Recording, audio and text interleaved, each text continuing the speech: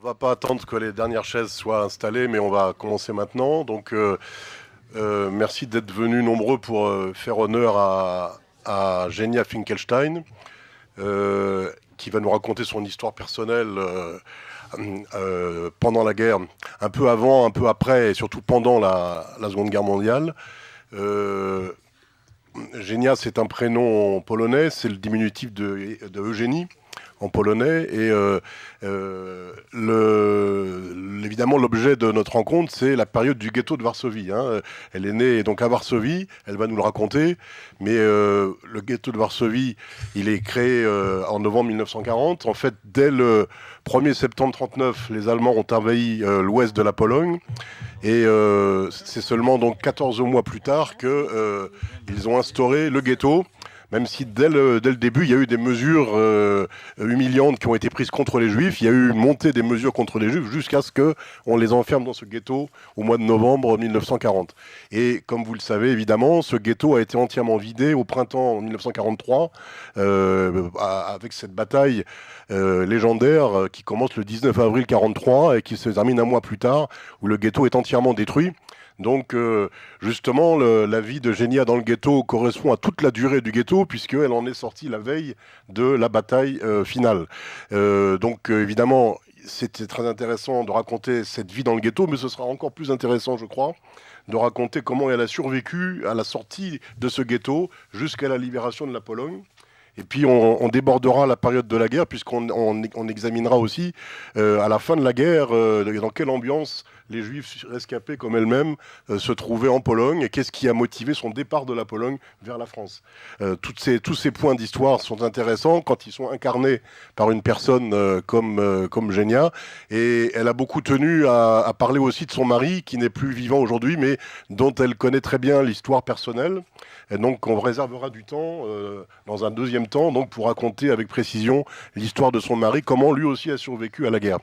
Alors je vous donne tout de suite la parole, Genia, si vous voulez bien, pour nous parler un petit peu de l'avant-guerre, de votre famille, hein, de 1927, quand vous naissez à Varsovie. Dans quel genre de famille est-ce que vous êtes né?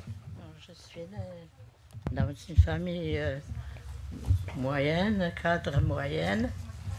Mes parents, ils étaient croyants sans être fanatiques. Bon, j'ai de meilleurs souvenirs pour ce qui s'agit de mes parents. C'était mes meilleures années de la vie, de ma naissance jusqu'aux 12 ans, où j'ai perdu mon père pendant le premier bombardement sur Varsovie. C'était juste à la veille de fête Rosh Hashanah. Les Allemands, ils ont bien suivi le calendrier juif. Ça dites-vous. Et chaque chose avait été précise à la date voulue. Donc, on était en train de se préparer pour fêter Rosh Hashanah, les fêtes, et on a attendu de vrombissements d'avions. Mon père, il est sorti dehors voir qu'est-ce qui se passe, en nous disant « Oh non, ce sont des avions polonais qui font des exercices. » Hélas, une heure après, notre rue entière, elle était prise en feu. Tout était brûlé et chacun de nous se dispersait dans un autre quartier, courait vers les quartiers polonais, parce que les quartiers polonais n'étaient pas touchés. Il y avait les quartiers juifs précisément, un autre quartier près d'Umschlagplatz qui était touché. Alors là, vous êtes déjà au début de la guerre, mais en n'allant pas trop vite, parlons un petit peu de votre famille avant la guerre. Hein, quel métier faisait votre père et combien vous étiez dans la famille, vous voyez vous êtes... Oui. Bon, mes parents, comme je disais, étaient sionistes de gauche. Ils pensaient que l'avenir de Juifs, on est fait en Israël. Et mon père, il a essayé par certains moyens de partir. Il était resté une année à Vienne. Et il avait des contacts avec le reste de la famille qui sont partis créer des kibbutz. Ce sont des premiers kibbutz qu'ils ont créés dans le désert. Il y avait pas mal de morts parce que malgré tout, les Arabes, en arrivant de bateaux d'Europe, ils ont attaqué les gens. Et pour ça, la famille, elle a dit, avec des enfants et une femme, ça sera dangereux de venir. Et là, mon père, il a abandonné et il est resté en Pologne, voilà. On serait peut-être sauvés si on serait parti, voilà. Vous m'avez dit que votre père était politisé, il lisait les journaux, il réfléchissait et qu'il avait une Il sait analyse assez beaucoup précise des il- dangers qui menaçaient les Juifs en Oui, Pologne. parce qu'il a bien su, quand le livre de Mein Kampf à Paris, il était en courant, il lisait plusieurs journaux par jour, donc il était en courant de la politique et de tout ce qui se passait dans le monde. Et il voyait clair, et il était plutôt pessimiste à l'avenir qu'optimiste. Voilà. Et notamment, il disait que si les Allemands envahissaient la Pologne, quelles Oui. conséquences seraient alors pour les Juifs Oui, oui, là, il avait dit que si Hitler doit envahir la Pologne, il faudra que chaque juif s'achète un revolver et se tue par lui-même au lieu d'être tué par Hitler. Oui. Et voilà. Et c'est que mon mari, il a continué. Votre père, hein, votre père. Oui. Voilà, ça va pas avec une certaine idée de juifs passifs qui subissent les événements sans comprendre. Lui, il comprenait la situation. Il comprenait bien la situation. Alors donc, votre père meurt dans le premier bombardement de Varsovie. Dans le premier bombardement, oui, c'est mon premier drame de la vie qui commence à 12 ans. Oui. Je perds mon père qui était un homme très gentil pour tout le monde en dehors de lui, et spécialement pour ses enfants. Était un homme, un père exemplaire. Alors, la première période, avant que le ghetto commence, est-ce que vous avez des souvenirs de cette période où les Allemands étaient déjà là et il n'y avait pas encore le ghetto? Oui, les Allemands, ils étaient là, ils étaient très prétentieux, ils ne permettaient pas, par exemple, les gens marchaient sur le trottoir, ils les faisaient partir au milieu. Certains gens, ils ont tiré par la barbe quand ils voyaient des gens religieux, ils les tiraient par la barbe, ils faisaient danser dans les ghettos en faisant les photos, des choses obscènes. Voilà, ils se permettaient de tout, ils étaient très prétentieux. Et les bruits de bottes, on les sentait jusqu'aux nos âmes et nos cerveaux. Les bruits de bottes nous pénétraient bien. Voilà. Alors, en 40, quand le ghetto est créé, vous avez 13 ans, hein, vous êtes né en 27. J'ai 13 ans quand je vois commencer à créer le ghetto Lemire. Alors, avec des amis de mon âge, on se disait, il n'y a rien de bon qui nous attend, mais on ne sait pas exactement quoi. Bon, oui, on savait qu'on sera coupé, la moitié de Varsovie sera coupée de l'autre côté de la Varsovie polonaise, habitée par les Polonais. Et nous resterons entourés de murs. Mais qu'est-ce qui passera dedans? Là, on n'avait pas imaginé. Qu'est-ce qui nous attendra par la suite? C'est seulement en 1942, quand les Allemands ils ont demandé au président de la communauté juive, Tcherniakov, de signer la déportation des Juifs, et il s'est suicidé. C'est là qu'on a compris qu'il y a des choses horribles qui nous attendent. Et à la suite, on a vu de grandes affiches collées dans les murs de Varsovie. Citoyennes, n'ayez pas peur, vous êtes trop nombreux déjà à Varsovie, entassés les uns sur les autres. Nous allons trouver une solution pour vous, de vous amener à l'est de Pologne. Vous serez logés, nourris, amenez des outils de travail. Et si vous êtes musicien, amenez votre violon. N'oubliez pas votre violon. Donc les nouvelles n'étaient pas si mauvaises que ça. On croyait en vérité qu'on va quelque part être logé, parce que tous les alentours de Varsovie étaient obligés de rentrer habiter par Varsovie, parce que les Allemands ils voulaient avoir tout le monde sous la main.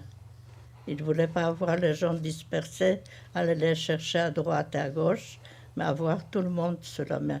À Varsovie, entassés les uns sur les autres, avec la faim, avec des maladies de typhus, avec tous les malheurs qu'on pouvait avoir. Alors, Voilà. on va parler en détail des grandes Oui, déportations c'est ça, de oui. l'été 42, Oui. mais pendant les 2 années, donc avant la grande déportation, Oui, c'est c'est ça. la faim hein, qui est Oui, la chose la faim plus terrible. terrible. On trouvait des gens allongés morts dans les rues, couverts avec un journal, parce qu'on n'avait même pas le temps, l'esprit d'aller s'en occuper de ces gens-là. On les couvrait certainement avec un journal. Il y avait beaucoup d'épidémies de typhus. Les gens qui étaient amenés dans l'hôpital, soi-disant pour soigner, ils ne sont jamais sortis de l'hôpital. On les amenait directement à Treblinka pour exterminer.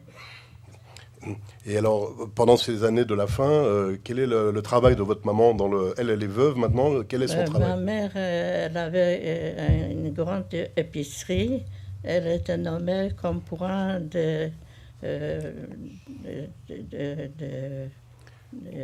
distribution, alimentation pour les quartiers, pour les coins.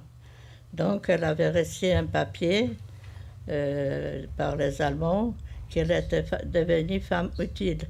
Parce que chez les Allemands, on est utile et inutile. Donc, elle continuait à travailler, à disperser la nourriture quand elle recevait. Et moi, je l'aidais aussi, jusqu'à un moment où commençaient des rafles pour de bon à chercher les gens.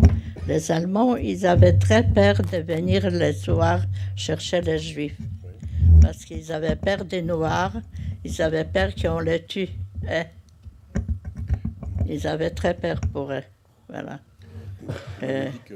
Le général Strop, qui s'occupait de l'action finale du ghetto de Varsovie, on a trouvé dans les archives, il a fait des prières le matin avant d'envahir le ghetto. Il a fait des prières à sa mère pourvu que les Juifs ne me tuent pas. Lui qui était armé avec les tanks et des chocs et des avions. On n'attend pas? Si, ah bon. Non, excusez-moi. Non, je ne sais pas pourquoi. Qu'est-ce qu'il cherche? Ah bon. Oui, d'accord. Bon. C'est son fils, hein, il a le droit de régler régler les boutons. Vous m'avez dit que pendant cette période où votre maman s'occupait de distribuer la nourriture, il n'y avait jamais assez de nourriture, évidemment, par rapport à la demande. Oui, il n'y avait pas de nourriture assez. Je me souviens, il y avait des moments, les gens, ils venaient chercher pas un morceau de pain, mais une miette de pain. Oui, souvent j'attendais le mot « donne-moi une miette de pain ». Souvent, ils devaient repartir sans rien. On ne pouvait pas. Parce que quand ils ont livré une fois, après, ils ne livraient plus. Alors, les gens, ils étaient toujours en faim. On a essayé d'organiser dans chaque immeuble une cuisine pour faire une soupe journalière pour ceux qui n'avaient pas. Et ma mère, elle était aussi très énergique là-dedans. On allait de porte à la porte, chercher des ravitaillements. Chacun donnait ce qu'il pouvait, du charbon, des légumes, des pommes de terre. Et on arrivait de faire une soupe tous les jours pour ceux qui n'avaient pas, parce qu'il y a beaucoup qui crevaient de faim. Oui. On n'a pas encore parlé de votre frère aîné. Quel âge il avait, votre frère aîné? Mon frère aîné, il avait 4 ans de plus que moi. Il était étudiant. Il ne s'en occupait pas spécialement du problème présent. Il essayait de vivre sa vie avec ses amis, ses copains, en voulant s'instruire tout le temps davantage. Il lisait beaucoup, voilà. C'était sa vie. Il n'était pas... Il ne faisait pas partie d'aucune organisation juive. Il était libre penseur. Mais par contre, il avait fait des études en hébreu? Oui, il avait fait des études dans un lycée hébreu, oui. Parce que mon père, Il a voulu préparer de partir un jour en Israël. Il a suivi toujours ses idées avec son avenir pour ses enfants, qui n'étaient pas bons en Pologne. Donc, il voulait préparer mon frère de partir en Israël un jour. Et il l'a mis dans une lycée hébreu. Par contre, vous avez fait vos études en polonais, et Oui. ça, c'est utile pour la suite de l'histoire Oui. que vous parliez parfaitement le polonais. Oui. Oui, je parlais parfaitement le polonais. Oui, c'est ça qui m'a sauvé d'ailleurs. Alors, dans quelles circonstances est-ce que votre maman va être victime des grandes rafles de l'été 42? Donc, il y avait des rafles, de grandes rafles en 42. Et ma mère, elle avait surtout peur pour nous deux. Elle nous a cachés dans un placard. Et, puisqu'elle avait une feuille qu'elle était une femme utile, elle a dit, moi, je peux me risquer de sortir, me présenter au rafle. Mais vous, je vous cache dans un placard. Peut-être qu'ils ne vous trouveront pas. Et puis la rafle s'est passée, il y avait des policiers. Il y avait un gendarme allemand et un policier juif. Par hasard, je déplore beaucoup cette situation de la police juive, je ne pardonne pas beaucoup. Ça, je suis obligée de le dire. Et que, pas parce qu'il s'agissait de problèmes de ma mère, mais en général, je déplore et je ne pardonne pas tellement le travail que la police juive a exécuté. Et en l'occurrence, c'est le policier juif qui a été plus rigoureux que le policier allemand. Parce que les policiers polonais, ils ont refusé de faire ça. Alors comment ça poussait que la police juive, c'était juste le fils doré de la juive polonaise qui se sont engagés dans la police juive. Et ça, c'est difficile à pardonner. Donc, quand ils se sont présentés pour votre mère, le gendarme allemand était moins sévère. Le gendarme, il a dit, cette femme, elle a des papiers, elle est utile. Le juif policier, il a dit, ça fait rien, on peut l'amener quand même. Et comme ça, ma mère, elle est partie. Et quand je vis ma mère partir, ne pas revenir, parce qu'il y a certains gens qui sont revenus de Umschlagplatz, où j'habitais pas loin de cet Umschlagplatz. Tout le monde sait que c'est l'endroit de Varsovie où on regroupait les gens avant qu'ils montent dans les trains. C'était une petite gare qui autrefois servait pour les gares de marchandises. Et donc il y avait toujours des wagons de marchandises qui arrivaient là. Et on n'a pas allé amener les Juifs dans les belles gares de Varsovie. Alors on s'est servi de cette petite gare. Voilà. Donc quand votre maman est partie... Quand ma mère elle était partie, nous avions des sacs à donc préparer chacun, mon frère, moi et ma mère, parce qu'on ne savait pas si on ne sera pas séparés en cours de route. J'ai pris mon sac à dos, j'ai mis sur mon dos. J'ai dit à mon frère, je m'en vais. Il dit, tu vas où? J'ai dit, à Umschlagplatz, je vais retrouver ma mère. Il dit, tu ne réalises pas, tu es folle. Tu vas demander aux Allemands qu'ils t'amènent dans le même wagon que ta mère. Il y avait un wagon de gens remplis, ils vont chercher ta mère. Alors je suis restée sans pouvoir répondre. Il m'a retiré les sacs. Il m'a dit, non, tu restes ici avec moi. La mère, elle est partie. Alors là, il y a quelque chose qui est important, je crois, c'est qu'au moment où votre mère a disparu, vous ne saviez pas encore ce qui arrive aux gens qui partent dans les trains, oui, mais juste après, vous allez l'apprendre. Expliquez-nous dans quelles circonstances vous allez l'apprendre. J'avais un voisin, par hasard, qui est venu de Biélorussie, soi-disant. C'était un ancien dentiste, mais il était rentré dans la résistance. Il était juif, mais il était très en contact avec la résistance polonaise socialiste. Et lui, il a su, juste en ce moment, quand on a amené ma mère, il a su par les cheminots qu'ils ont amené les wagons en Treblinka, ils ont découvert l'endroit Treblinka. Ils ont découvert qu'il y avait des cris là-bas, qu'il y avait de la fumée là-bas. Et ils ont transmis ça aux socialistes polonais. Et mon voisin, il était en contact avec cette partie-là. Il est venu me dire, à la suite qu'on a amené ma mère, il m'a dit, voilà, les choses sont comme ça. Ta mère, elle est partie à Treblinka, tu la reverras jamais. Et c'est le commencement de la déportation. Et on sait maintenant où on va pas travailler, on va pas faire de la musique, on va partir pour ne plus être là. Voilà. Et ce voisin qui avait des informations confidentielles, oui. Vous ne saviez pas évidemment à l'époque comment il avait ces informations, mais plus tard vous l'avez retrouvé. Oui, plus tard je l'ai retrouvé pendant la guerre et après la guerre.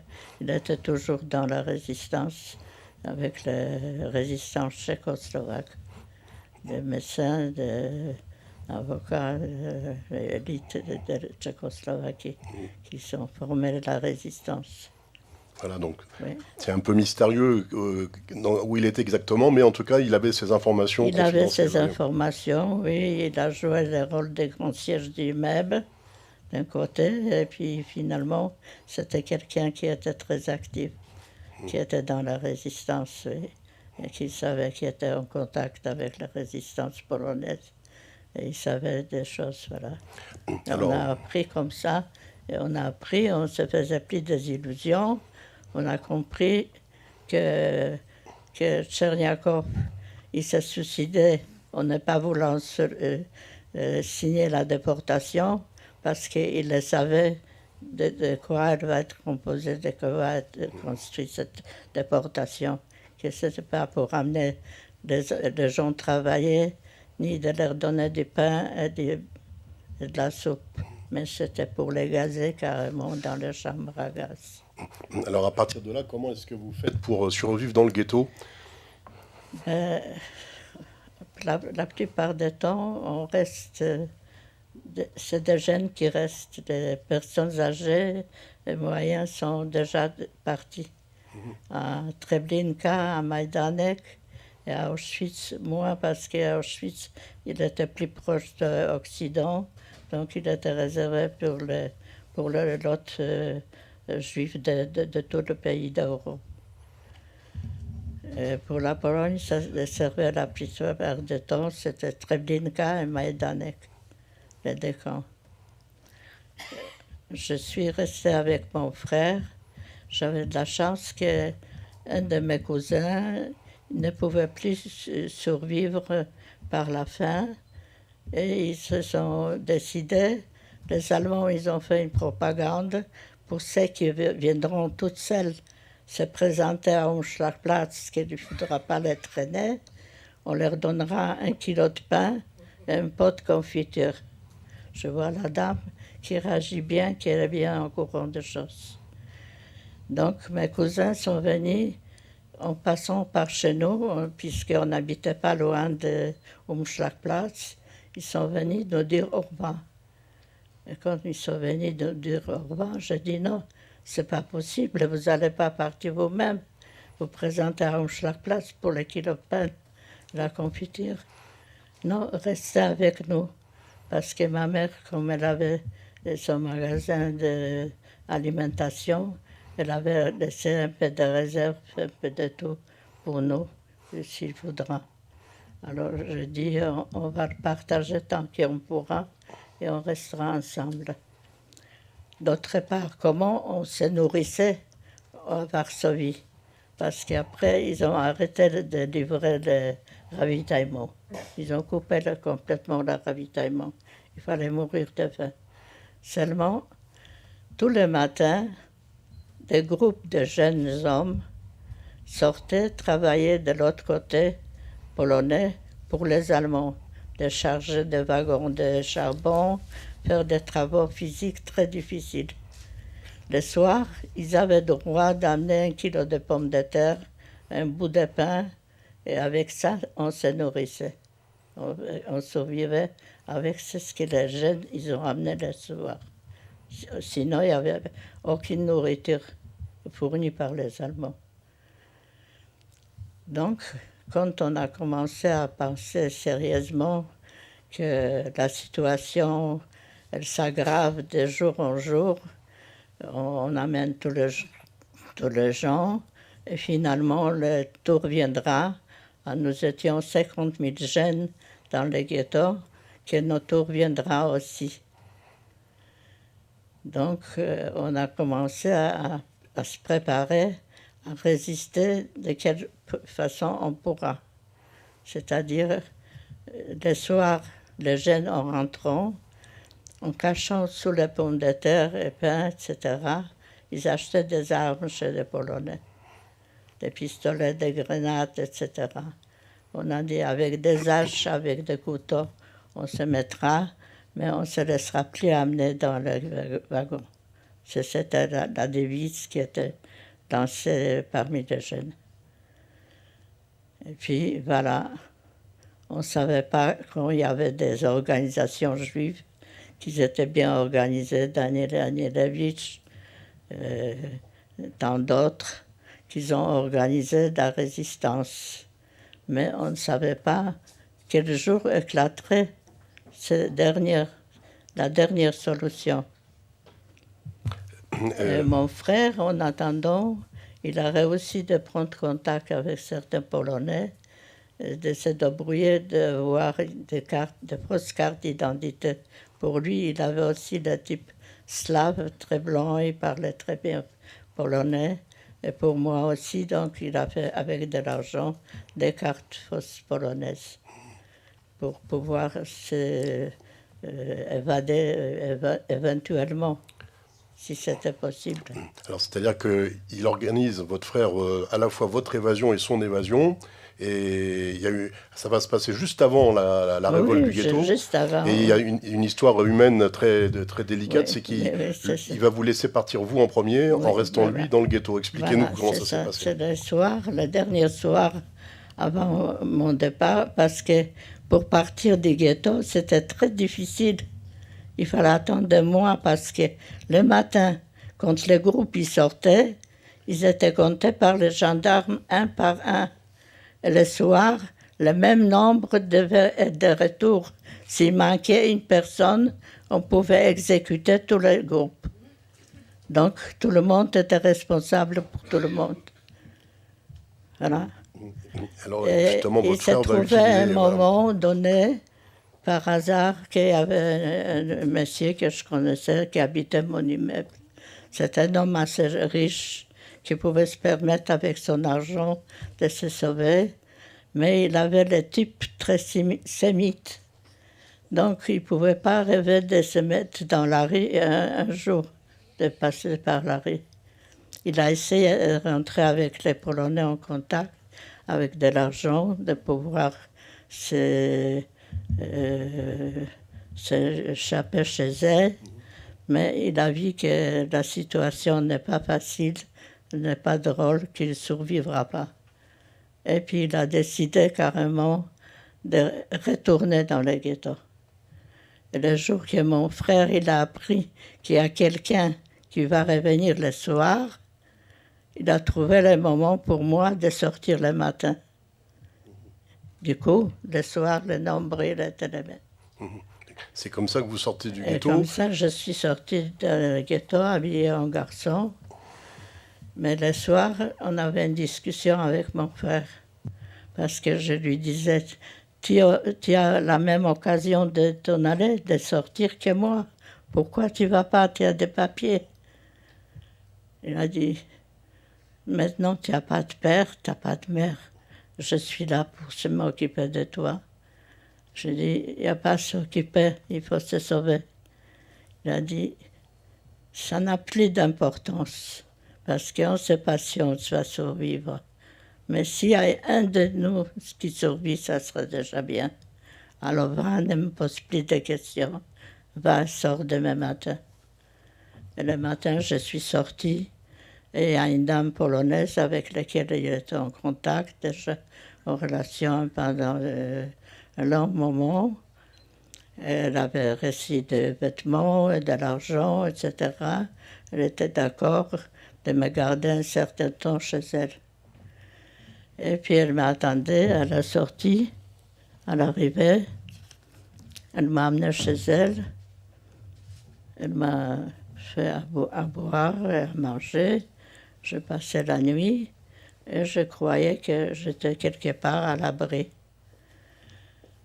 Puis le lendemain, je me lève, elle se lève. Elle me dit, bon, venez prendre votre café. Pardon.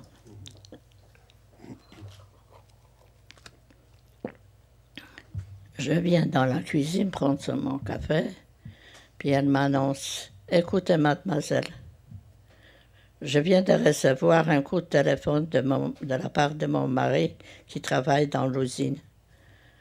Dans le ghetto, il y a une révolte. Vous m'attendez?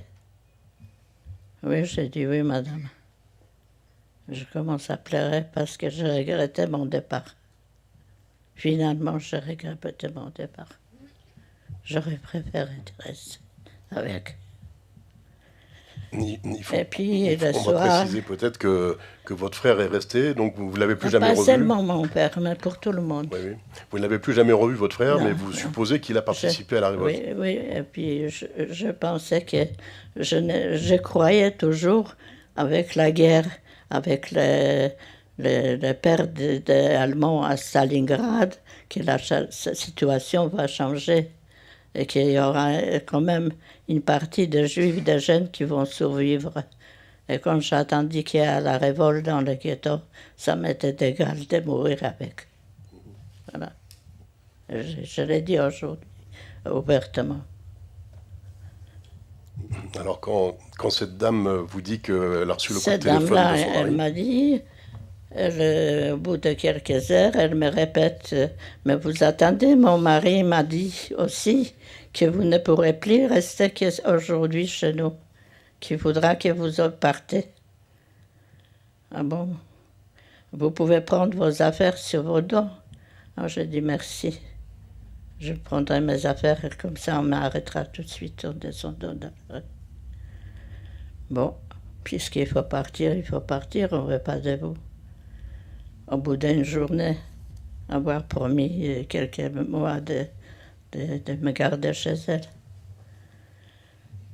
Donc, je ne sais pas quoi faire. Puis tout d'un coup, je me souviens que mon frère avait un très bon ami qui est déjà depuis quelques années sur le côté aérien. Il s'est déjà intégré, il travaille, et bon, il habite avec une femme très âgée, donc on ne le soupçonne pas qu'il est juif. Il passe déjà dans la vie, va-et-vient normalement. Donc je prends le travail et je vais chez lui. Il m'a dit, tiens, tu es là, mais écoute, tu sais bien dans quelle situation on se trouve, que moi je suis dans la même situation que toi, je ne peux pas grand-chose pour toi, comme tu ne peux pas grand-chose pour moi. Seulement, j'ai une chance pour te pouvoir aider un petit peu. C'est-à-dire, j'avais préparé un logement à Varsovie pour pouvoir sortir mes parents de ghetto, pour les sauver. Et cet appartement, il est là, libre. Il est habité par mon ami, un pompier polonais, qui est très gentil et qui fait partie du Parti socialiste, et qui m'accepte bien, et il t'acceptera bien aussi. Bon, on fait connaissance avec cet Polonais pompier, en effet, un homme très gentil. Il m'a dit, n'ayez pas crainte, moi je vais vous apporter tous les jours quelque chose à manger. Vous restez là avec une armoire cachée derrière la porte, et comme ça, ne faites pas de bruit dans la journée pour que le voisin ne vous attende pas. Bon, je me souviens à lui, d'ailleurs, je suis restée couchée par terre en regardant par les fenêtres les flammes qui jaillissaient du ghetto. Je savais que ce n'est pas les maisons qui brûlent, mais c'est les êtres humains qui brûlent. Et ce n'était pas facile de supporter.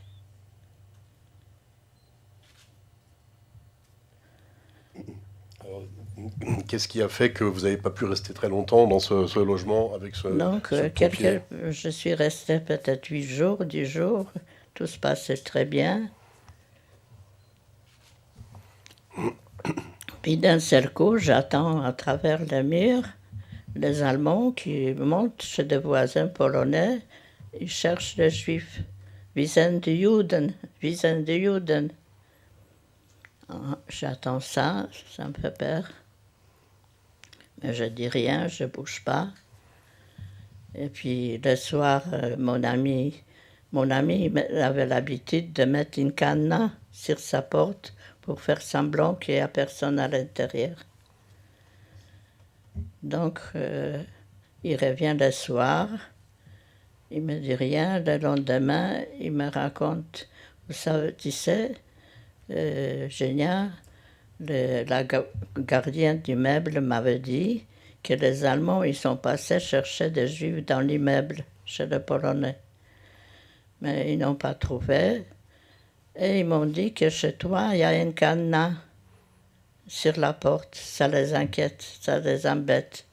S'ils viendront le lendemain ou un autre jour, ils enlèveront le cadenas. Ils casseront la porte. Bon, tu es en courant. Tu fais ce que tu veux. Bon, elle n'était pas en courant qu'il y avait quelqu'un là-bas chez lui. Il m'a raconté ça. Je le regarde. Je pense, qu'est-ce que je dois faire? Je ne peux pas exposer cet homme-là qui est jeune, qui est pompier, au risque de perdre sa vie pour moi.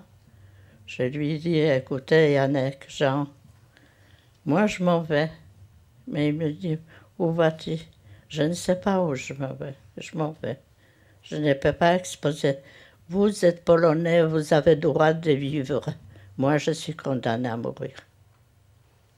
Alors donc, je m'en vais, je vous laisse votre liberté. Je ne vais pas vous exposer à la mort, comme moi. Il faut préciser qu'effectivement, les Polonais qui cachaient les Juifs risquaient vraiment leur vie. C'était rare. Beaucoup plus qu'en France, Oui. on assassinait systématiquement les gens chez qui on trouvait les Juifs. Il faut le préciser pour le contexte. Donc lui, malheureusement, il a aussi été déporté comme Polonais parce que comme il était socialiste, il avait plein de tracts sur lui. Un soir, il était arrêté par les Gestapo. On lui a trouvé les tracts et on l'a envoyé à Majdanek. Donc sa pauvre mère, elle a perdu son fils unique. Mais pas, moi j'étais... pour rien, je n'ai pas voulu exposer à la mort. Et puis, je ne savais pas quoi faire par la suite. Il fallait que mon cerveau travaille éternellement à chercher des solutions. Je me suis souvenu que j'avais des amis qui travaillaient dans la Gestapo. C'était des mécaniciens de voitures. Et ils avaient besoin de Gestapo, ils avaient besoin de leur travail pour l'instant. C'était toujours pour l'instant. Donc je me suis dit, je sais où ils travaillent, je vais aller là-bas devant le Berbelais, je vais essayer de trouver. Si je les trouve, je vais leur demander de m'amener le soir avec eux au ghetto, de retour. Donc, je suis allée, j'ai attendu un bon moment jusqu'à ce que je les trouvais. Ils sont sortis, ils m'ont tout de suite reconnu. Ils ont dit, qu'est-ce que tu fais là? C'est dangereux, tu es là devant le Gestapo. J'ai dit, ça fait rien. Je suis venu vous voir et je vous demande une chose. Soyez gentil, ayez pitié de moi. Amenez-moi le soir de retour avec vous dans le ghetto. Il me répond, mais Guénia, c'est pas possible. Le ghetto n'existe plus. Ton frère, tu ne trouveras plus personne. Tout est balayé, tout est brûlé, maison par immeuble brûlé. Puisque ton sort, il a voulu comme ça que tu restes de ce côté. Alors continue. Tu arriveras ou tu n'arriveras pas, mais nous, on ne peut pas t'amener. Ce n'est pas possible. Bon, encore une défection, je veux dire. Bon, je tourne autour de cette base de Gestapo, de Barbelé. Il y a un Polonais qui m'a remarqué. Il m'a remarqué et il s'approche vers moi. Il m'a dit, comment une jeune fille, vous n'avez pas peur de vous tourner ici à côté de la Gestapo? Je dis, non, je n'ai pas peur, je n'ai plus peur. Et pourquoi vous n'avez plus peur? Parce que je suis juif. Ah bon, vous êtes juif? Ben, je vais bien vous aider. Ah bon, vous pouvez m'aider, comment? Je peux vous amener chez mes copains. Je dis non, ça je ne vais pas. Qu'est-ce que vous trouvez comme solution? Soit je resterai dans la rue et on m'a tué, les Allemands, soit j'ai un peu d'argent sur moi. Je vous aurais demandé un service, si vous voulez, parce que je n'ai jamais dormi dans un hôtel à mon âge, de me conduire dans un hôtel à côté, je connaissais, et vous direz que je suis votre cousine de Provence, et vous ne pouvez pas me loger, et donc vous me laissez à l'hôtel pendant quelques jours là, à me reposer. Bon, j'ai pris cette décision, je suis restée à l'hôtel. Mais je ne savais pas que cet Polonais qui m'a amené à l'hôtel avait des relations avec des autres Polonais qu'il allait envoyer me chercher contre moi. Donc, au bout de quelques heures, il y a des jeunes gens qui rentrent à l'hôtel, qui prennent une chambre, et ils frappent à ma porte. Ils me disent, mademoiselle, on vous a vu rentrer à l'hôtel, vous êtes toute seule, pourquoi vous ne vous joindrez pas à nous? Nous sommes nous avons des disques, on va mettre un peu la musique, vous n'allez pas rester toute seule quand même, c'est bête. Je dis, je ne vous promets pas, je vais réfléchir. Je ne savais pas. Si je ne vais pas, ils vont dire que je perds de... Si je rentre, peut-être ça vaudra mieux de montrer courageuse et rentrer le voir. Bon, au bout d'une heure, je frappe à la porte. Je dis, voilà, vous voyez, je suis là. Bon, asseyez-vous, mettez vous. Et puis, au bout d'un moment, il met un disque sur le phono. Dès que j'attends la musique, je commence à sangloter. Je leur dis, vous croyez à Rome encore, où on jetait les chrétiens tués par les tigres, etc. Vous êtes dans la même ville, il y a des gens qui meurent, brûlés, vifs, et vous pouvez jouer la musique. Ils ont arrêté les phonos, ils ont dit calmez-vous. On vous comprend que vous êtes dans une mauvaise situation, mais nous, on est vos amis, on est des jeunes comme vous, on va essayer de vous aider. On m'aidait très bien. Bon, je rentre dans ma chambre, je tombe, je pleure toute la nuit. Évidemment, le lendemain, il frappe dans ma porte. Il me dit, écoutez, on va sortir un peu, se promener, on va prendre un café quelque part. Ça va vous changer des idées, ça va vous distraire un peu. Vous oublierez un peu vos soucis. Bon, je fais ce qu'ils veulent, ce qu'ils me demandent. Bon, après tout, qu'est-ce que j'ai d'autre à faire? Je sors avec eux, on va prendre un café, bon, on va bavarder, ça. Vous savez, j'ai une idée. J'ai une idée. J'ai une sœur qui habite à 20 km de Varsovie. Elle a une maison, un pavillon. Je vais lui téléphoner, c'est une idée. Peut-être elle voudra bien vous garder. Vous êtes jeune, vous avez des types slaves, vous parlez parfaitement le polonais, donc elle n'a pas de risque à vous garder. Je vais lui téléphoner cet après-midi. Bon, si vous voulez, je n'ai rien d'autre à faire. Il téléphone à ça, il vient quelques heures plus tard. Il m'a dit, ça y est, je téléphone à ma sœur, elle est d'accord de vous prendre. Oui, mais il y a un problème qui se pose. Vous voyez, il faut que je vous dise. Elle ne peut pas vous entretenir, elle ne peut pas vous nourrir, etc. Est-ce que vous avez des moyens financiers de subvenir à vos besoins? Je dis oui, ma mère, elle m'a cousu dans mes vêtements des brillants. Je peux vendre ça et avec ça, je pourrais exister à un certain moment. Ah bon? Ah ben c'est bien. Ah ben c'est bien ça. Alors écoutez, on ne peut pas, on est jeunes, on n'est pas des bijoutiers, on ne peut pas estimer la valeur de ces brillants. Est-ce que vous voulez nous les confier? Nous irons voir un bijoutier, il va les estimer, et comme ça, on saura sur combien de l'argent on peut compter pour vous. Bon, je sors les brillants, je leur donne. Il y a un qui reste avec moi et l'autre, il s'en va. Je dis, c'est bizarre, ils sont à deux. Ils ne peuvent pas vouloir me tuer quand même. À deux, il n'y a rien, ça serait plus dangereux.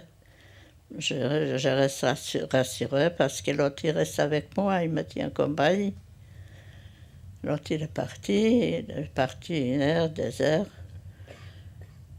Il était voir un bijoutier. Et de retour, il n'ose plus de monter dans la chambre. Il siffle par la fenêtre, il dit à l'autre, descends. Quand il a dit descends, j'avais compris qu'ils sont partis. Ils ont pris le crayon et ils sont partis. Et c'était la vérité. Donc, je suis restée à nouveau toute seule, sans l'argent, sans aucun moyen de vivre. Et là, c'est bien. Oui, c'est bien. C'est bien. Donc, je ne savais plus quoi faire. Je n'avais plus de solution. Sortir dans la rue, dans l'hôtel, je ne pouvais plus rester. Je n'avais pas l'habitude de vivre à l'hôtel. C'était pour moi quelque chose d'aberrant. Je n'avais plus d'argent à payer. J'essaie de sortir de l'hôtel.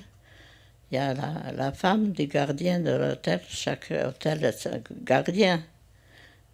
C'était le jour où sa femme le remplaçait, son mari, parce que c'est fatigant de garder un hôtel de jour et nuit. Elle m'a remarqué, et puis elle me demande, mademoiselle, dites-moi la vérité, qu'est-ce qu'il y avait avec ces jeunes gens? Qu'est-ce qu'ils vous ont voulu? Je dis, non, ils m'ont rien fait, non, ils ont voulu sortir avec moi, se promener un peu, et puis ils sont partis de leur côté, puis voilà. Ah bon? Et vous, qu'est-ce que vous faites à l'hôtel à votre âge?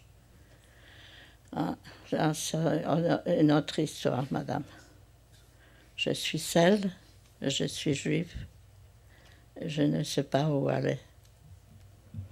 Elle me dit, écoutez, j'ai une fille qui a votre âge.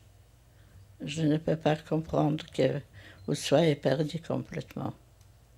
J'habite dans la vieille ville de Varsovie. J'ai un tout petit logement, très petit logement, mais vous allez dormir avec ma fille. Je vous amène chez moi. Pour le reste, on verra après quelques jours. Vous allez vous reposer. Elle m'a amené chez elle. Elle m'a même forcé de manger parce que je ne pouvais plus manger. Je vomissais, je ne pouvais plus manger. Et je suis restée chez elle quelques jours. Elle m'a expliqué écoutez, ce qu'on va faire, vous allez acheter un journal, Courir Warszawski, il y avait toujours des annonces, on cherchait toujours quelqu'un au travail, n'importe quel travail. Et puis, on va vous demander des recommandations. Une fille toute seule, sans famille, ça peut être suspect quand même. Qui vient chercher du travail à la personne, on ne peut pas s'adresser à la personne pour avoir quelque chose sur elle.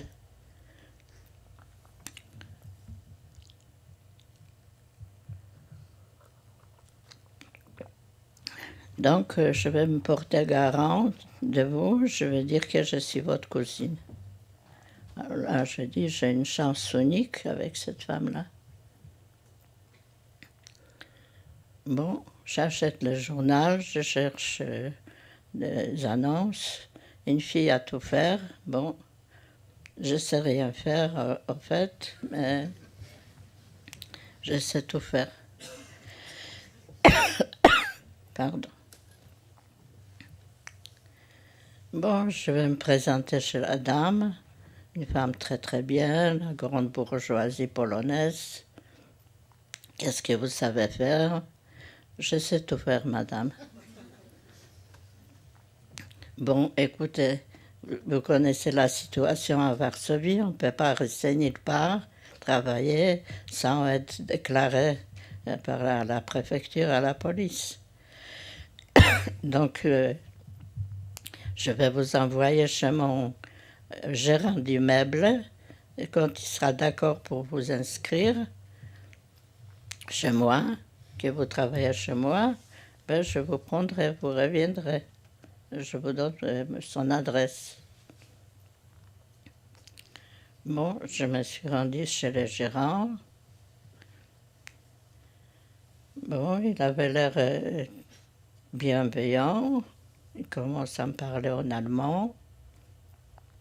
Je dis, monsieur, je ne comprends pas l'allemand. Bon, il dit, ah, c'est toi. Il a été un peu sous parce qu'il buvait beaucoup. Il était obligé de boire beaucoup parce que, comme il aidait certains jeunes à faire des cartes d'identité identiques, il avait peur. Donc, il était obligé de boire beaucoup pour surmonter ses affaires. Voilà.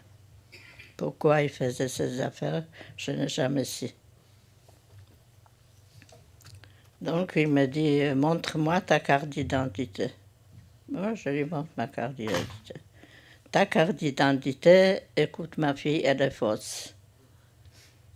Ah, pourtant, je suis née à Lodz, j'ai ma carte d'identité, je suis née à Lodz, je ne suis pas née à Varsovie.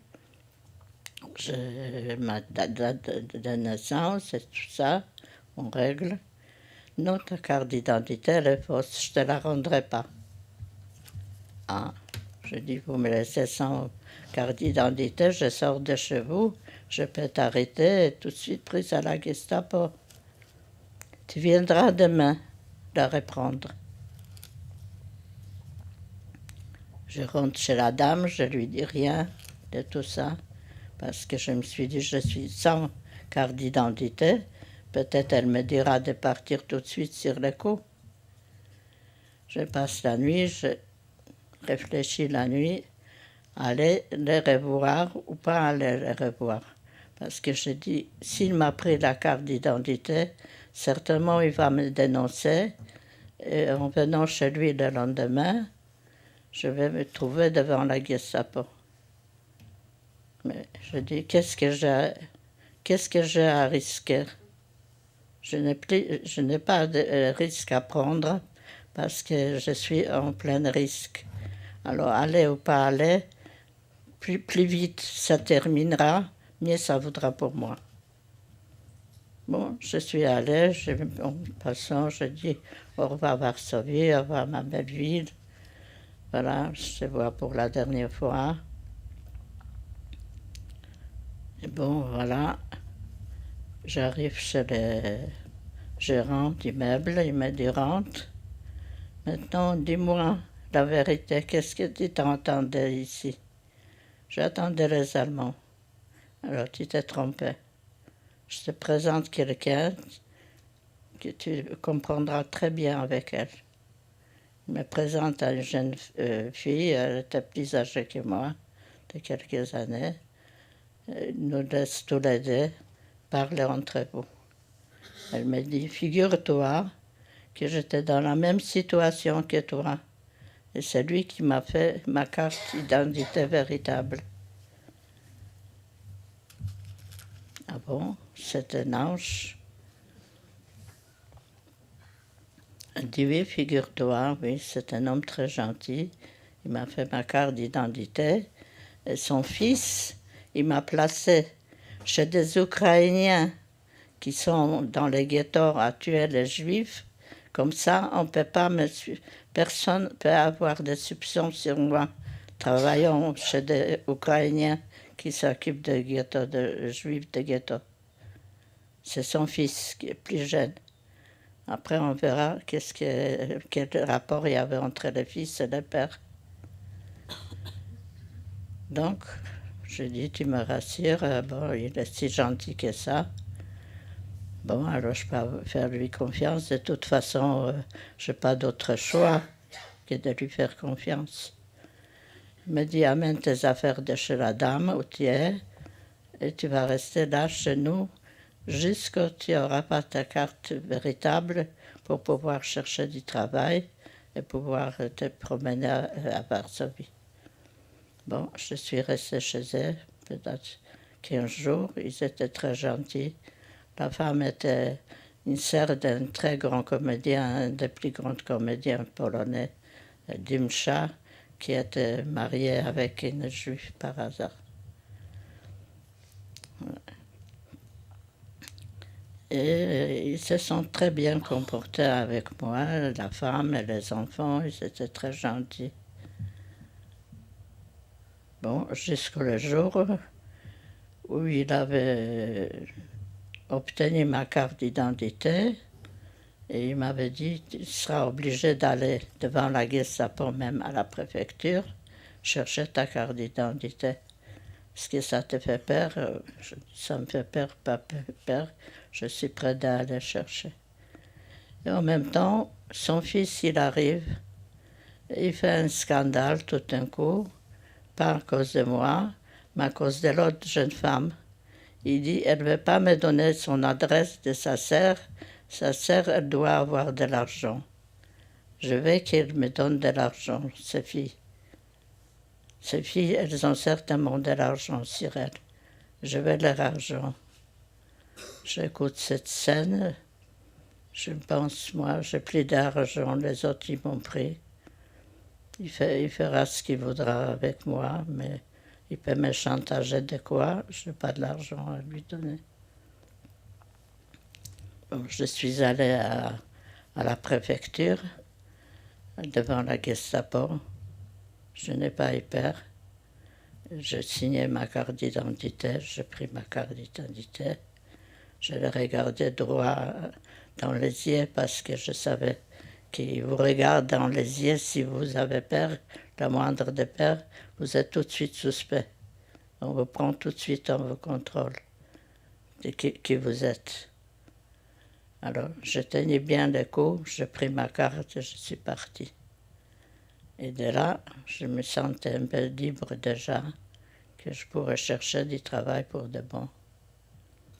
Et j'ai trouvé un travail dans une clinique de poupées chez un Polonais qui était un ingénieur chimiste qui a fait une retrouvaille de trouver une colle spéciale. Pendant la guerre, on ne pouvait pas acheter de poupées pour les Polonaises, on réparait. Donc, il a employé 4 filles. Chez lui, sa femme, elle était dentiste. Dans son cabinet dentaire, il a fait un atelier de poupées et aussi d'autres choses. Il y avait des manteaux à coller, des manteaux de nylon qui se déchiraient. C'était la mode des manteaux de nylon à cette époque, pendant la guerre. Toutes les femmes presque arrivaient de déchirer un jour son manteau. Il fallait les réparer. Il était toute seule à Varsovie pour réparer, pour avoir trouvé cette colle, comme il était ingénieur chimiste. Donc ils m'ont employé, je travaillais, ils m'ont appris à travailler, je travaillais avec les autres 4 filles, en très bons termes. J'avais aucun ennui de leur part, aucun soupçon. C'est les autres qui chantaient. Il y a une entre l'autre qui disait « Tu chantes comme une juive ». Une à l'autre, elle a dit ça. Et moi, j'étais là à attendre. Parce que, bon, travaillant 4 filles, jeunes filles, on chantait aussi. Ouais. Alors, il y a une qui a chanté, l'autre lui dit « Mais tu chantes comme une juive ». Moi, je tournais la tête, je n'ai rien répondu, évidemment. Et une de ces 4 filles est devenue une amie pour moi. Elle allait tous les dimanches voir ses parents. Et les parents lui donnaient un peu à manger, de nourriture. À la campagne. Partageait avec moi à la campagne. Parce que ce patron, il nous a expliqué que la saccharine est très mauvaise. On va nous nourrir avec du café, sans sucre et sans saccharine, avec un bout de pain et un peu de soupe. Ben, c'était suffisant pour survivre. Bon, et ça marche bien. Jusqu'à ce jour-là, ils ont pris confiance en moi. Ils m'ont proposé, parce que j'habitais tout à fait à l'opposé de Varsovie, à l'autre bout. Donc il faisait très froid, c'était l'hiver, c'était très froid. Il fallait attendre pendant des heures un tramway pour pouvoir se rendre au travail. Ils m'ont proposé d'habiter chez eux. Ils avaient un très grand appartement bourgeois, une chambre. Je dormais dans sa chambre, dans sa cabinet dentaire. Et puis, un jour, la situation elle s'aggrave. Les Allemands commencent à perdre complètement à Stalingrad. C'est le crack. Ils commencent à retirer du front. Ils sont déjà en Pologne. Ce patron, il m'appelle. Il était beaucoup plus âgé que sa femme, sa jeune femme, avec un petit bébé dans les bras. Il ne voulait pas parler devant elle. Il m'appelle dans le salon. Il me dit « Écoute-moi bien, Guignan. Moi, j'étais étudiant en Biélorussie. Et j'étais contre les soviétiques. Et mon nom, il est bien marqué quelque part. Donc, il savait pourquoi. Donc, maintenant, les Russes, ils s'approchent, ils sont déjà en Pologne, ils sont déjà à Lublin. Dans quelques jours, ils seront à Varsovie. Mais figure-toi, il y aura une révolte. Les Polonais vont se révolter à Varsovie aussi. Donc, j'ai décidé pour moi, pour ma femme et pour mon enfant, de suivre les Allemands. À l'est. À l'ouest, pardon. Est-ce que tu voudras aller avec nous? Je dis, hélas, moi je ne peux pas. Parce que mes parents, ils sont à Lodz, parce que j'avais inventé ça. Donc je ne peux pas partir maintenant quelque part dans le monde. Il faut mieux que je reste ici à Varsovie et j'attends la fin de la guerre et je pourrai rejoindre mes parents. Elle dit, comme tu veux, je te laisse les clés d'appartement, je te laisse les clés de la boutique, et je te fais livrer un sac de, comment on dit, cacha en français. Oui. Céréales polonaises typiques. Oui, voilà. Oui, voilà. Tu auras de quoi te nourrir. Et puis voilà, je suis restée, il y avait à nouveau la révolte polonaise. Je voulais m'engager dans la révolte polonaise parce que je dis, je ne me suis pas pu battre pour les Juifs, je me battre contre les Allemands avec les Polonais. Mais il n'y avait pas de nourriture. Les Polonais, ils rêvaient dans les couloirs. Si les Américains, Anglais, au lieu de nous jeter des tracts, il nous jetait quelques pommes de terre. Alors, comment on peut t'engager à travailler? Il n'y a pas une cigarette pour les soldats, tu ne peux rien faire d'autre. On est complet déjà. Bon, donc je suis restée là. La famille de ces gens-là où j'habitais, ils étaient de l'autre côté de la Wisla. Ils croyaient qu'à Varsovie, ça sera mieux. En attendant, c'était pire. Alors, ils ne savaient pas, ils m'ont téléphoné, ils m'ont dit « Est-ce que nous pouvons venir habiter avec toi l'appartement de ma sœur ?» Je dis « Bien sûr, au contraire, je ne serai pas toute seule. Venez le plus vite possible, vous serez peut-être plus à l'aise et plus assurés là. » Ils sont venus, et là, les bombardements ont commencé entre Allemands, Russes, Polonais. Il y avait 3 points de fait. Les Polonais, ils ont jeté des tracts, ils ont annoncé que pendant la journée, il y aura des heures où la population peut sortir s'il veut quitter Varsovie, pourra quitter Varsovie. Donc, la dernière nuit qu'on a passée, c'était déjà insupportable avec le bombardement de 3 points de fait tirés. Les Polonais contre les Allemands contre les Polonais, les Russes contre les Allemands. C'était insupportable. Moi, j'avais l'expérience juive, et ils étaient plus âgés que moi, c'était un couple d'avocats.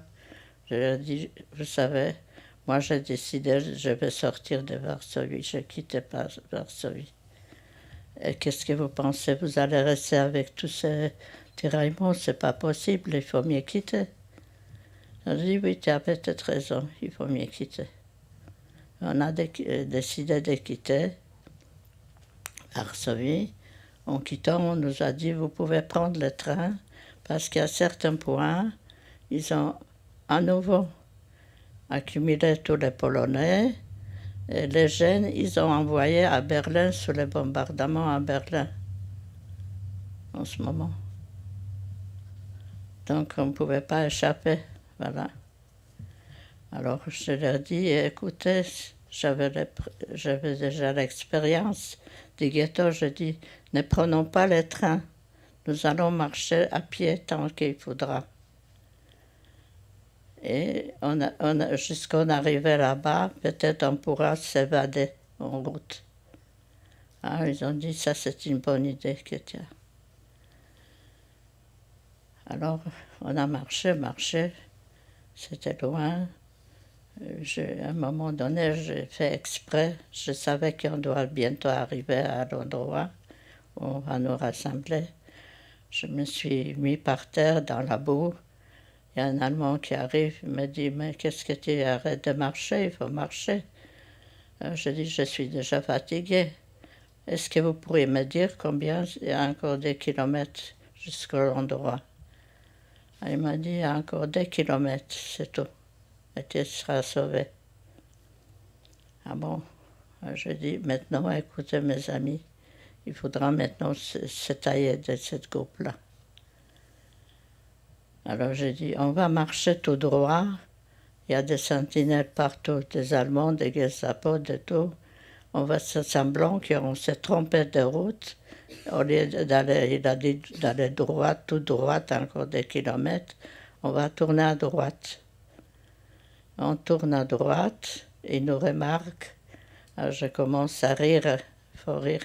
Ah, excusez-nous, on nous a dit qu'il faut aller à droite.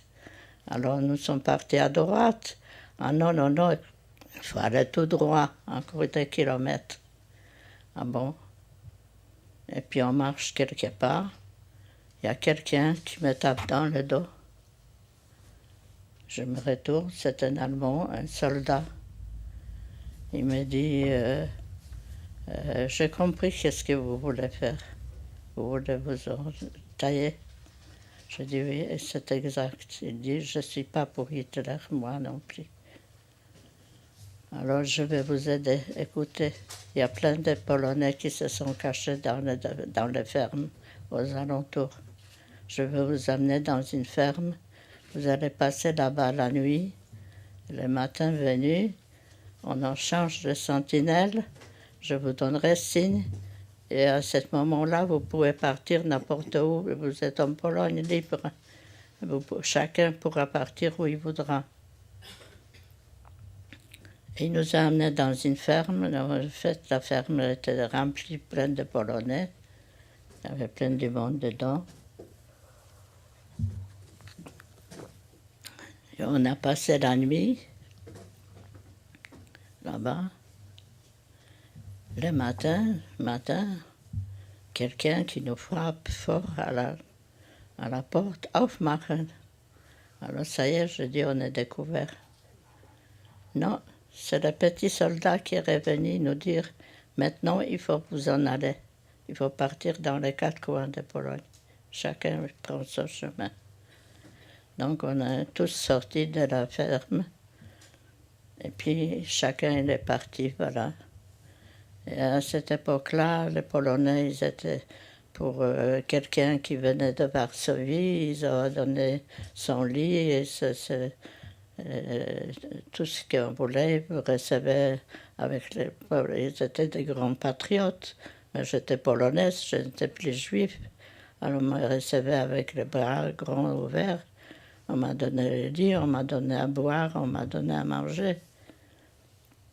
On m'a gardé peut-être 15 jours, comme ça, à rester chez eux. Voilà. Jusqu'au les Russes sont rentrés. Voilà.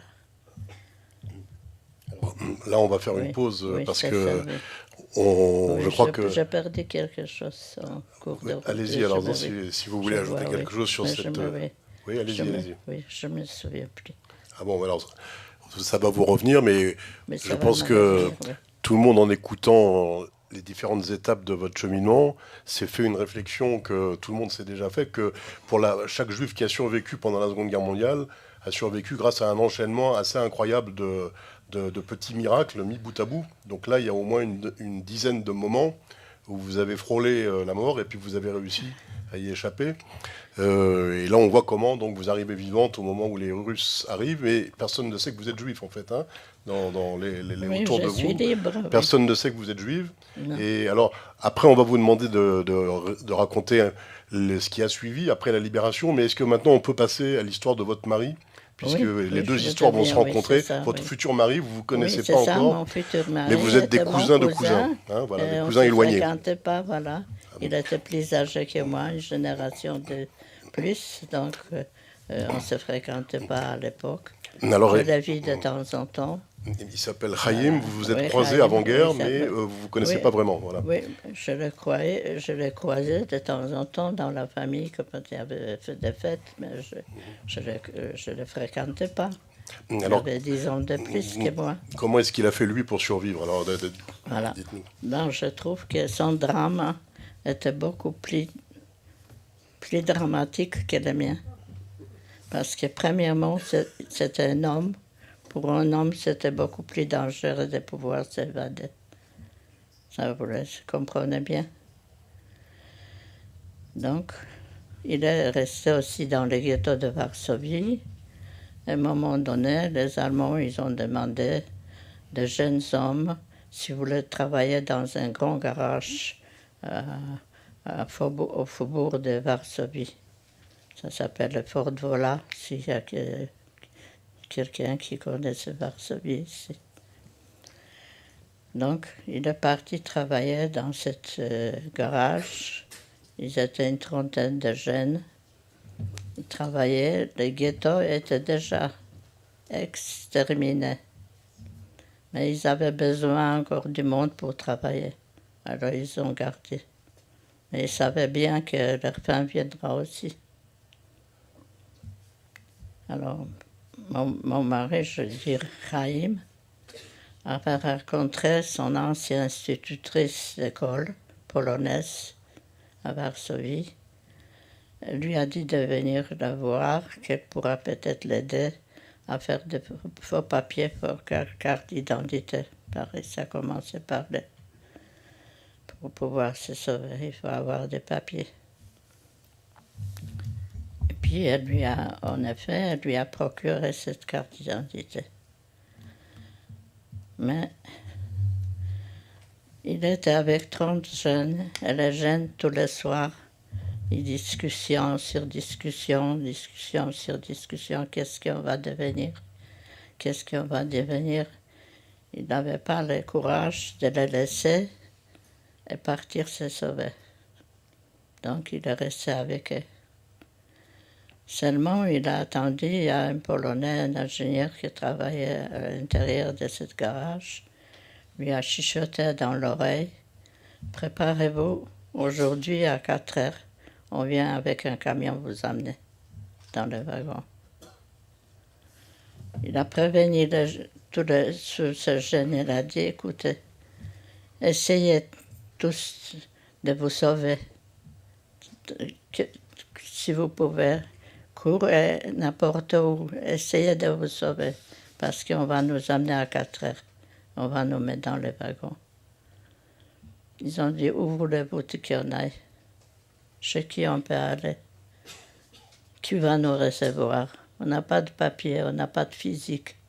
Tout le monde n'a pas de physique slave. Et dès qu'on a le physique sémite, on est tout de suite remarqué, on est pris à la Gestapo. »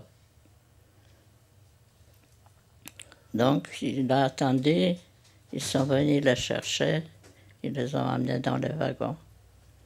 Mais avant de partir, il a dit, puisqu'on est dans un garage, il y a des outils. Tâchez d'amener des tournevis, de différentes, je ne sais pas, différentes choses de garage. Peut-être on pourra essayer d'ouvrir une porte pour sauter des wagons, pour sauter des trains. Donc ils ont chacun amené, ils ont dit, sauter pour aller où? Qui va t'accueillir, où tu vas aller à la campagne, sans papier, tu es juif, on va te tuer de toute façon. Alors, ils sont partis dans le wagon. Et mon mari, il était décidé de s'en aller, de sauter du wagon. Il a proposé à quelqu'un d'essayer d'ouvrir, de forcer la porte. Et ils sont arrivés de forcer un peu la porte. Et il y avait plusieurs qui ont sauté du train. Mais chacun, il est sauté quelque part où il arrivait. On ne sait pas, ils n'avaient jamais eu de contact après. Mon mari, il est tombé, il s'est fait mal à sa jambe. Alors ils sont dormis dans un champ. Le lendemain, les Polonais ils viennent. Le matin, ils voient un homme allongé dans ce champ. Il dit, « Qu'est-ce que tu veux ici ?» Je dis, « Écoutez, je suis un Polonais. Comme vous, je suis Polonais parce qu'il avait ses papiers. Je suis Polonais, mais vous voyez, je n'aime pas les Allemands. J'ai sauté des trains, je ne vais pas aller avec les Allemands. Je suis contre les Allemands. Je veux m'évader. » Il faut peut-être préciser que lui aussi parle parfaitement le polonais, parce qu'il a vécu toujours oui. dans un village où sa famille était la seule famille juive, c'était la seule faisant du commerce juive, avec les paysans polonais. Oui, c'est ça. Des juifs très pieux, mais vivant au milieu des paysans polonais. Il a beaucoup vécu avec des Polonais, des copains polonais. Il a pour la plupart la maîtresse à l'école aussi polonaise. Oui. Donc, il dit, « Écoutez, messieurs, je vous en prie, je me suis évadé des Allemands. Je ne vous demande rien, je vous demande un verre d'eau, un bout de pain pour survivre la journée. Demain, vous ne me trouverez pas chez vous. Je veux m'en aller, je ne vais pas m'imposter chez vous. Je vous promets, honneur, parole d'honneur. » Et puis, en effet, il lui a donné un bout de pain avec un peu d'eau. Il a passé une nuit parce qu'il avait très mal à la jambe. Et il est parti. Il savait qu'il ne pouvait pas rester chez cet homme. Il ne le garderait pas une jour de plus. Il a commencé à traîner d'une maison à l'autre pour demander l'aide chez le Polonais. Il leur a dit la même version, je suis polonais, je me suis évadé des Allemands et je vais chercher de trouver des partisans. C'est mon but, de trouver des partisans et me lier à eux. Je ne vais pas être tué par un Allemand, je ne vais pas mourir d'une balle allemande, je préfère de mourir en faisant un attentat ou autre chose. Donc, il a traîné comme ça quelques 100 kilomètres. Parce que de Varsovie à Biélorussie, c'est assez loin. Je ne sais pas exactement combien de kilomètres ça peut faire. Peut-être 300, 400 kilomètres environ. Alors il a traîné comme ça d'une maison à l'autre, en dormant sous la neige, sous la pluie, sous le froid, jusqu'à il est arrivé dans un endroit où il a entendu parler tout bas, et il a des discussions qu'il y a des hommes. Il s'est dit que ça doit être des partisans polonais. Mais il s'est présenté, je suis un Polonais, je me suis sauvé des Allemands, je voudrais trouver des partisans, mais qui est-il? Qu'est-ce qu'on peut avoir confiance en toi? Tu peux être un espion, tu peux être un juif. On ne peut pas avoir confiance en toi. Il a dit, bien, ils ne me prendront pas, ils ne m'accepteront pas. Il a couru davantage, il a avancé encore plus loin, jusqu'à il est tombé sur les partisans en Biélorussie. Il y avait parmi eux des Russes et des Polonais. Là, il se sentait un peu plus à l'aise, et puis sans arrêt d'intervention. Il fallait se répéter 100 fois dans la journée devant le Russe la même version, pour donner la même version. 100 fois dans la journée la même version. Qui es-tu, d'où tu viens, qui es-tu, d'où tu viens, qu'est-ce que tu veux faire? Tu veux être un kamikaze? Oui, il a dit oui, je vais être un kamikaze. Je vais mourir, mais pas d'une balle allemande. Alors, ils ont commencé à avoir un peu confiance en lui, mais toujours pas assez. Il y avait un médecin qui était juif dans cette partisan. Et il a essayé de lancer quelques mots en yiddish. Quand il a commencé à parler yiddish, bon, il a dit, vous êtes juif aussi? Alors je suis sauvé. Vous m'avez compris que je suis sauvé. Et là, ils l'ont admis dans cette partie, dans ce groupe. Ils lui ont donné une fonction à remplir. Il fallait faire sauter un train. Il n'était pas tout seul à le faire, évidemment. Mais il a fourni les dernières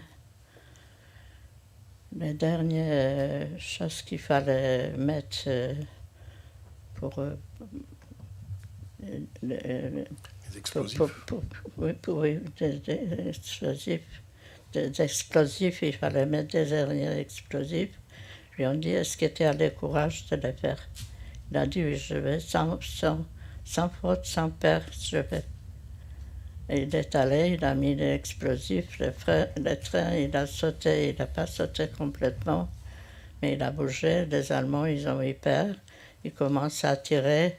Dans la foule, c'était un village qui s'appelle Gomel. Et mon mari, il a commencé à courir pour sauver parce qu'il savait qu'ils vont tirer. S'ils le voient, remarquent, ils vont le tuer. Il a couru, il voit une rivière devant lui. Il a dit, ben, je vais me jeter dans la rivière, je vais m'attacher à une grande pierre et je vais mourir comme ça. Je ne vais pas mourir par les amants. Et il s'est jeté dans la rivière. Il était déjà presque noyé. Il y avait un petit Ukrainien avec une petite barque. Il sent quelque chose qui traîne dans l'eau. Il voit, il se penche, il voit, il y a un homme qui est en bas, en train de se noyer. Alors il le pousse jusqu'au bord. Il était complètement jaune déjà, la vésicule est déjà éclatée. Il le jette sur le sable et lui dit, mais qu'est-ce que c'est? Tu voulais te noyer pour de bon? Tu voulais plus vivre? Il dit non.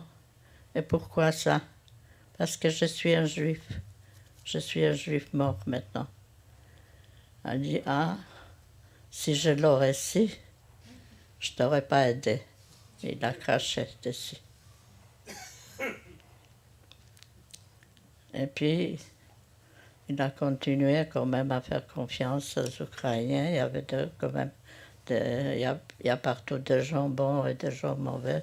C'est dans tout le peuple, ça existe. Il a frappé dans une maison de chez Ukrainiens. Ils l'ont fait laisser entrer. Ils ont vu cet homme qui a cassé en deux. Il n'a pas mangé, il est jaune, il est complètement abattu. Ils lui ont donné à boire, à manger. Ils ont dit, repose-toi, qui est ton problème?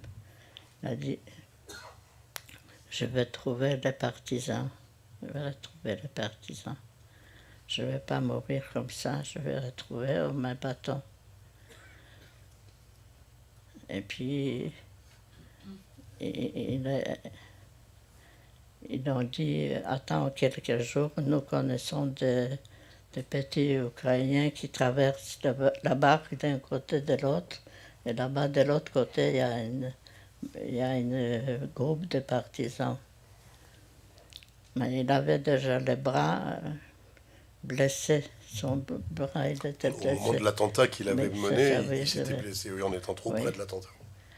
Alors, ils l'ont mis à l'hôpital pour le soigner. Et puis, finalement, c'était la fin de la guerre.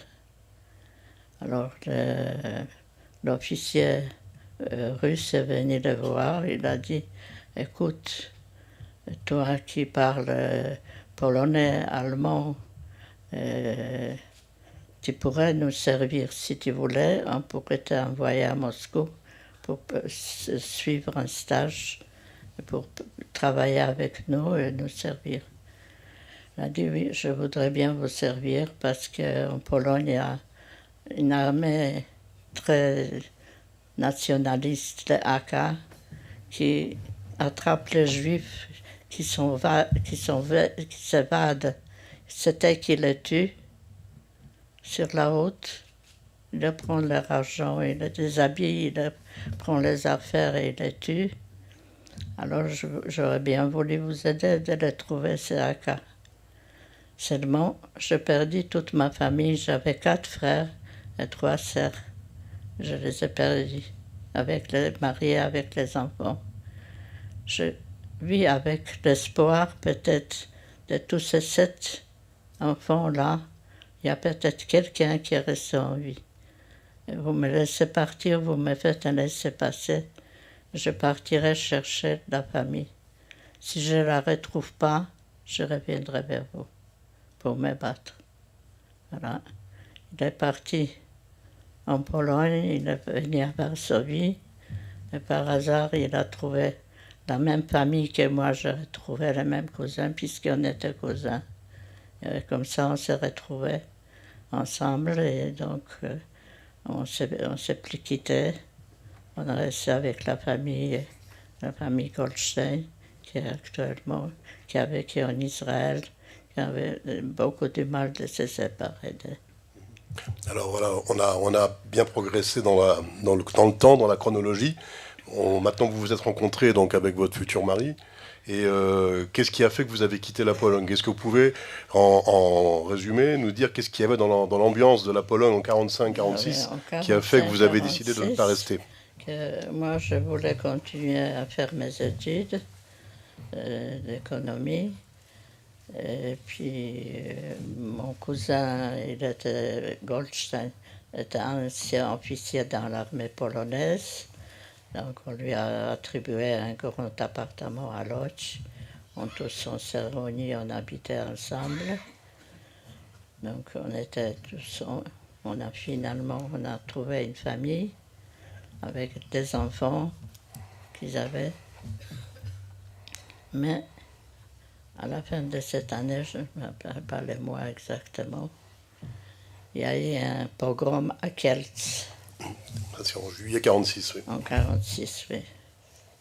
Et cette pogrom à Kielce a créé une telle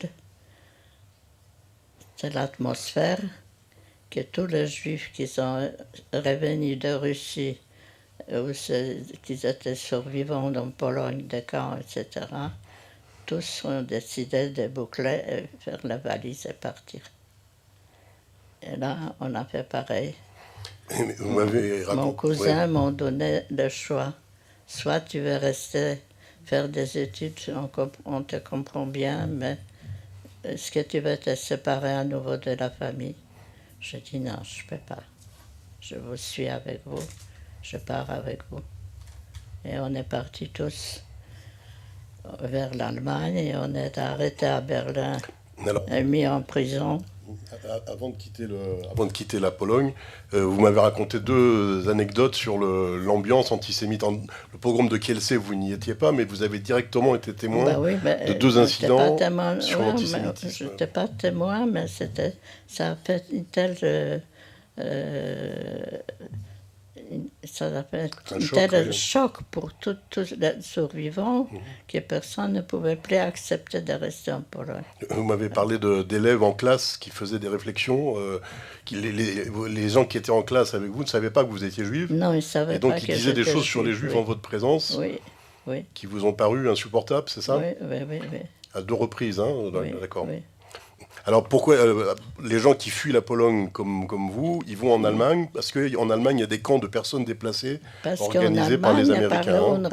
Par l'UNRWA. L'UNRWA, c'est donc un organisme lié aux Nations Unies qui accueille ces réfugiés, ces personnes déplacées. C'est ça. Donc nous sommes partis la nuit avec un camion. Et c'était facile parce qu'il n'y avait pas encore établi de frontières, c'était pas établi encore. Donc on pouvait passer facilement avec des bouteilles, quelques bouteilles de vodka à la frontière. C'était facile de passer la frontière. Mais on n'avait pas de chance si une voiture de Gestapo est arrivée. Ils ont dit qui c'est ce changeant dans quel camion. Ce sont des Juifs. C'est l'armée rouge, là. C'est plus les Gestapo, mais c'est le NKVD, le service secret soviétique. Oui, c'est ça. Alors, qu'est-ce qu'ils veulent? Ils veulent partir de Pologne. Ah bon, pour l'instant, on va l'arrêter. Après, on verra. Bon, les hommes, ils ont mis en prison dans les caves avec des SS allemands, accompagnés de chiens. Nous, les femmes, on nous a laissés dans le bureau. Alors, je suis restée avec ma cousine, avec ses deux enfants. Et tous les jours, ils nous répétaient la même chose. Qu'est-ce que c'est la prison? Vous êtes en prison une semaine? Il faut rester en Russie, on reste en prison des années. On appelle ça la prison. Ça, vous n'êtes pas en prison, vous êtes en liberté. Et il y avait cette chose s'est répandue que le rabbin de Berlin et le comité juif à Berlin, il a appris qu'il y a tellement de juifs qui sont emprisonnés et ils ont intervenu. Au bout de quelques semaines, on nous a laissé sortir. Voilà. Et là, on est parti à Francfort, dans un grand camp de UNRWA, et on voulait rester là-bas. Et le camp, il était déjà rempli de monde. On ne pouvait plus rester là-bas. Alors, malheureusement, avec mes cousins, on était obligés de se séparer parce qu'ils avaient des enfants. Ils ont dit, avec les enfants, on est obligé de les garder. Et vous, vous êtes des jeunes, vous partirez dans un autre camp qu'on vient d'ouvrir et vous resterez là-bas. À Et côté ça de nous a... Cassel, en Allemagne. Hein. Eschwege bei Kassel, dans le nord d'Allemagne. Et donc on est parti là-bas, on était obligé, on a ouvert presque 7 camps-là. Je travaillais dans le bureau, j'inscrivais les gens, ce qui arrivait. Il m'est arrivé une fois, arrivé à voir un juif allemand, soi-disant, qui est venu vouloir s'installer dans ce camp. Mais j'ai demandé le strict nécessaire, le minimum de chaque juif. Il avait quand même vécu dans la famille, il avait quelque chose dans son esprit de juif, il connaissait le minimum. Cet homme-là, il ne connaît rien, il ne sait pas. Il a vécu comme ça. Bon, je l'ai inscrit, mais j'avais tout de suite des doutes sur lui. Et il y avait déjà une police qui était créée dans les camps, la police juive. J'ai téléphoné à la police. J'ai dit, surveillez cet homme, il est suspect. Ils ont pris cet homme, ils ont dit de se déshabiller. Il avait tatoué SS. Il est venu se cacher dans les camps de juifs. Lâche. Je crois qu'il a su on peut arrêter. Dans ces camps de personnes déplacées, il y avait toute une vie qui a fleuri pendant ces années-là. Hein, il y avait du théâtre, vous avez dit beaucoup Oui, beaucoup on s'est d'activités de toutes organisé sortes. parce qu'on attendait, tout le monde attendait, il fallait s'inscrire dans le bureau pour partir quelque part. Alors, des gens qui sont inscrits pour partir en Israël, des autres pour partir aux États-Unis, mais il n'y avait pas de visa sous la main et partir immédiatement. En attendant, il fallait vivre. Alors on était deux jeunes la plupart du temps. Alors on a essayé de construire une certaine vie dans ce camp-là. On a construit un théâtre, il y avait la police juive, il y avait une infirmerie. On a construit toute une vie. Il y avait même un chômeur à Tsaïr qui a construit un camp avec le champ de travailler, etc. Une Mon sorte de petit mari kibbutz, travaillait ouais. dans un garage parce qu'il aimait bien la mécanique. Alors on va conclure en parlant de votre choix de partir en Oui, France, oui. finalement, en 47, hein, en 1947. En 1947. Au départ, Oui, c'était plutôt la Palestine, hein, qui était votre... oui, c'était ça mon souhait de partir en Israël comme avec mes cousins, mais on était séparés. Ils sont partis avant nous. Un jour, on a reçu un télégramme qu'ils sont à Marseille. Je suis allée les voir avec un cousin, tous les deux pour le dire au revoir. Et voilà, ils sont partis dans les situations très difficiles, un peu semblant à l'Exodus, en jetant leurs affaires et tout dans la mer. Voilà. Mais ils sont arrivés, ils sont là-bas, et ils ont survécu. Et leurs enfants sont là, ils sont plus là. Je suis toujours en contact avec leurs enfants. Alors voilà, si on va pas rentrer dans tous les détails, mais pour venir en France, vous et votre mari, vous êtes rentrés illégalement dans deux transports séparés, et puis On finalement est tout s'est rentré dans des régularisé. transports séparés parce que moi je suis partie d'Allemagne. Je suis partie avec un groupe de jeunes qui devaient partir en Israël. C'était réservé que pour les jeunes.